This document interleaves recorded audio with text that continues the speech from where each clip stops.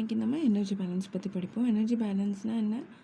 ஒரு மெட்டீரியலுக்குள்ளே எவ்வளோ energy invest பண்ணியிருக்கோம், எவ்வளோ நமக்கு வெளியில் கிடைக்குது, அதுதான் எனர்ஜி பேலன்ஸ். ஓகே, மாஸ் எவ்வளோ உள்ள போகுது, எவ்வளோ வெளியில் வருதுன்னு நம்ம கால்குலேட் பண்ணுற மாதிரி similar to that. Now energy பேலன்ஸில் நமக்கு தெரிய வேண்டியது there are 3 types of energy: kinetic energy, potential energy, internal energy. நமக்கு தெரியும் ஆல்ரெடி. கைனெட்டிக் எனர்ஜினா என்ன? வெலாசிட்டி ஆஃப் த பார்ட்டிக்கல், அதாவது ஒரு மூவிங் வெஹிக்கிளை எடுத்துக்கோங்க, அதில் இருக்கிற எனர்ஜி தான் kinetic energy. Okay, now potential energy velocity like depends on the speed. okay, now potential energy na enna? height or gravity base பண்ணி, அதாவது நம்ம 11th ஃப்ளோர்லேருந்து கீழே போட்டோன்னா, ஒரு பால் கீழே போட்டோன்னா அந்த பாலில் இருக்கிற எனர்ஜி தான் potential energy. Then internal energy. Internal energy is due to intermolecular forces, ஒரு பொருளுக்குள்ளே இருக்கிற மாலிகுலர் ஃபோர்ஸஸ்னால் வர்றது தான் இன்டர்னல் எனர்ஜி. நெக்ஸ்ட் இஸ் நம்ம எனர்ஜி பற்றி படிக்கும்போது ஆட்டோமேட்டிக்காக 2 more things we should be keeping in mind. ரெண்டு இம்பார்ட்டன்ட் விஷயங்கள். ஒன்று வந்து heat. What is heat? Heat வந்து ஒரு form of energy that flows from hotter region to colder region due to temperature difference. நம்மக்கிட்ட ஒரு சூடான பாத்திரம் இருக்குது, அந்த எம்டியாக இருக்குதுன்னு வச்சுக்கோங்க. அதில் நம்ம இப்போ தண்ணி ஊற்றோன்னா அந்த தண்ணியும் சூடாக ஆரம்பிச்சிடும், ரைட்டா?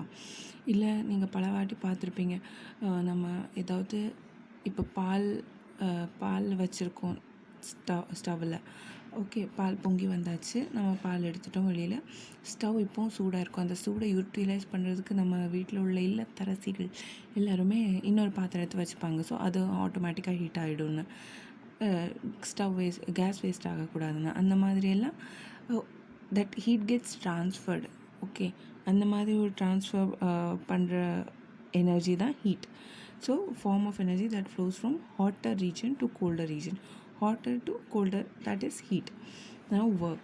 What is work? It is a driving force, could also be said as a result of a driving force. ஒர்க்னா என்ன? நம்ம ஏதாவது வேலை செய்கிறோம். ஒர்க் இஸ் வேலை, வேறு ஒன்றும் இல்லை. நம்ம வேலை ஒன்று வேலை, இன்னொன்று சூடுன்னு சொல்லாமல் ஹீட்டை ஹாட் ஆச்சு, அது சரி ஹீட், சூடு அண்ட் வேலை, இந்த ரெண்டும் இம்பார்ட்டன்ட் எனர்ஜி பேலன்ஸில். ஓகே, இப்போ ஒர்க்குன்னு பார்க்கும்போது there are 2 types of work. One is shaft work, one is flow work. Shaft workனா என்ன? இம்பெல்லர் இப்படி ரன் ஆகும்ல. இம்பெல்லர்னா என்னென்னா, ஒரு ஃபேன் மாதிரி வச்சுக்கோங்க. அந்த ஃபேன் இப்படி கடகடன்னு ரன் ஆகுதுல, அதனால வர்றது தான் impeller, shaft work. Now another is flow work. ஏதாவது ஃப்ளோ ஆகுதுல்ல, லைக் வெஹிக்கிள் அப்படி ஸ்விஃப்டாக போகுது. ஸோ ஏதோ ஒரு புஷ்ஷிங் ஃபோர்ஸ் இருக்குது வெஹிக்கிளில். இல்லை இப்போ நான் இந்த பொருளை இப்படி புஷ் பண்ணேன்னா this is flow work. Okay, so that pushing or flowing work is called flow work. Now இதுக்கான important formula. What is work flow? Work flow ஒன்றும் இல்லை, pressure into volume. So P into we.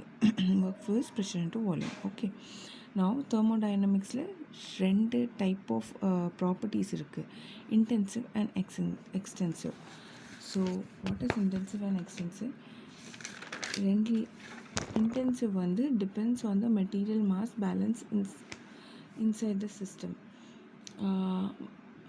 எனக்குள்ளே இருக்கிற material mass depend பண்ணுறது தான் intensive. Example temperature, mole fraction, density, இதெல்லாம் intensive. Extensive என்ன? Outside ஃபேக்டர்ஸில். எக்ஸ்டென்சிவ் வெளியில், இன்டென்சிவ் உள்ளே இருக்கிற மெட்டீரியல் மாஸ் வச்சு இண்டிபெண்ட் ஆகுறது தான் இன்டென்சிவ். அண்ட் எக்ஸ்டென்சிவ்னால் அதுக்குள்ளே இருக்கிற மாஸை டிபெண்ட் பண்ணுறது தான் எக்ஸ்டென்சிவ். Mass, volume, energy. இது நமக்கு 1 மார்க் மாதிரி கொஷின்ஸ் கேட்டாலும் கேட்பாங்க. ஸோ நீங்கள் பார்த்துக்கோங்க. நவ் எனர்ஜி பேலன்ஸ் இப்போ மாஸ் பேலன்ஸ் பண்ணோம்ல, சிமிலர் டு தேட் நம்ம எனர்ஜி பேலன்ஸ் பண்ண போகிறோம். அதுக்கு நம்ம என்னென்னா, இது நம்ம சிஸ்டம் இருக்குது, இதில் மாஸ் இன் மாஸ் அவுட் வருது. நம்ம என்ன எழுத போகிறோம்? இந்த மாஸ் எண்ணில் என்னெல்லாம் எனர்ஜி அசோசியேட் ஆகிருக்கும், மாஸ் அவுட்டில் என்னெல்லாம் எனர்ஜி அசோசியேட் ஆகிருக்குன்னு பார்க்க போகிறோம்.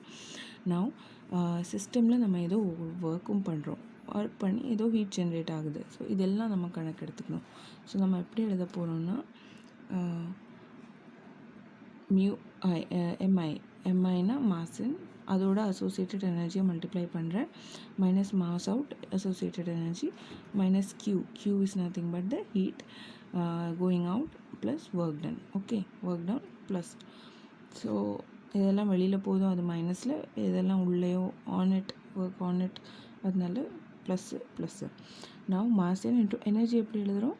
மியூ நம்மளோட internal energy kinetic energy, potential energy plus work done on the system, P into V. நம்ம இதில் பி இன்ட்டு வி, இது சிஸ்டத்தில் இருக்கிற ஒர்க் டன், இதில் இன்னொரு பிவி வரும்.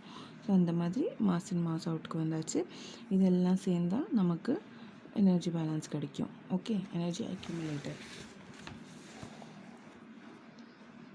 நவ் அடுத்த இம்பார்ட்டண்ட் டாபிக் வந்து என்தால்பி. நிறைய கேட்டிருப்பீங்க என்தால்பின்னு.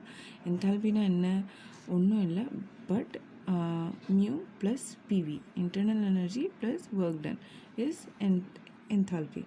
ஸோ இப்போ நம்ம அந்த இக்குவேஷன் இருக்குல்ல, அந்த இக்குவேஷனில் மியூ ப்ளஸ் பிவின்னு இன்னொரு இது இருந்துச்சு. அந்த மியூ ப்ளஸ் பிவியை நம்ம என்தால்பி அதில் ரீப்ளேஸ் பண்ணுறோம். ஸோ ஈஸியாக வந்துடுமா?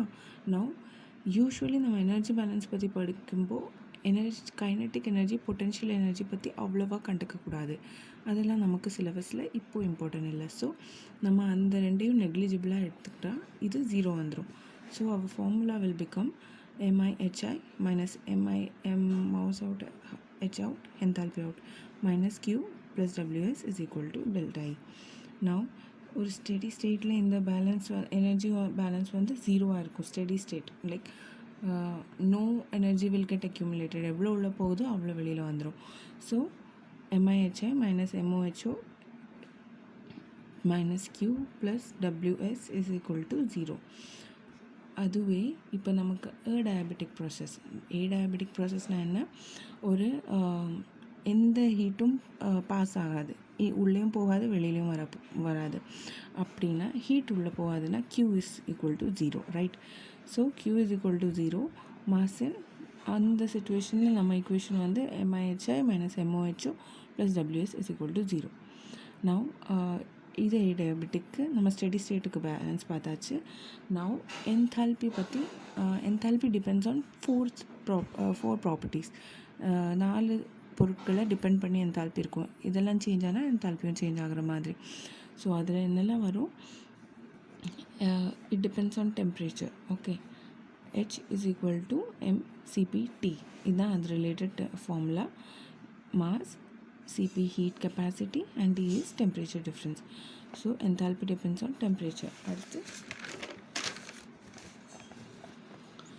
enthalpy depends on phase changes. So அந்த situationல mass, again enthalpy, mass and HV is heat of vaporization. phase changesனா என்ன? சாலிட்லேருந்து லிக்விட் ஆகிறது, லிக்விட்லேருந்து வேப்பர் ஆகிறது, இதெல்லாம் தான் phase changes. So enthalpy depends on temperature, enthalpy depends on phase changes. Next, it also depends on mixing. அதிகமாக mix ஆகுது இல்லை mix ஆகாமல் அப்படியே இருக்குது, அதை பொறுத்து இருக்கும் enthalpy change. இன்னொன்று depends on the solution. Different solutions will have different enthalpies. Now one of the important properties, enthalpy வந்து additive. அதாவது ஒரு மிக்சரோட என்தால்பி ப்ளஸ் இன்னொரு மிக்சரோட என்தால்பி ப்ளஸ் இன்னொரு மிக்சரோட என்தால்பி. இஃப் 3 மிக்சரையும் நான் ஒரே பாத்திரத்தில் போட்டேன்னா 3ஓடதும் ஆட் ஆகி எனக்கு ஒரே என்தால்பி தான் கிடைக்கும். ஓகே, ஸோ ஓகே, நவ் நமக்கு இதில் முக்கியமான ஃபார்முலாஸ் என்னெல்லாம்? ஒன்று வந்து